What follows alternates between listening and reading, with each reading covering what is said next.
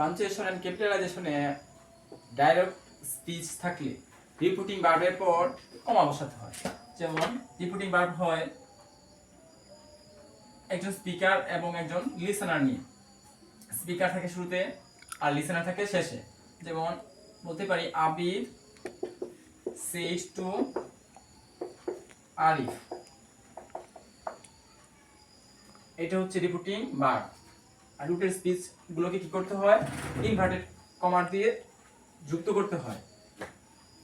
Abid said to Arif. Abid আরিফকে বলল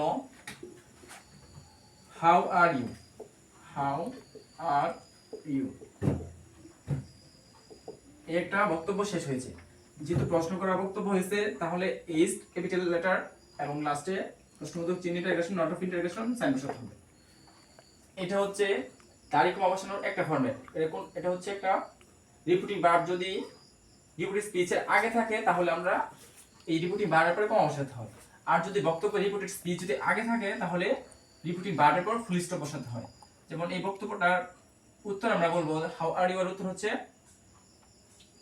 I am fine, I am fine. এটা হচ্ছে একটা সম্পূর্ণ কথা।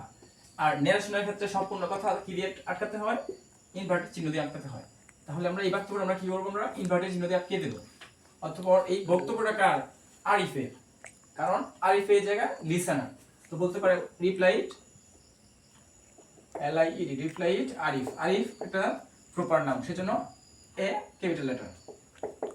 আর এটা ছিল রিপিটিং ভার্বের দাঁড়ি কমা বসানোর দ্বিতীয় রুলস।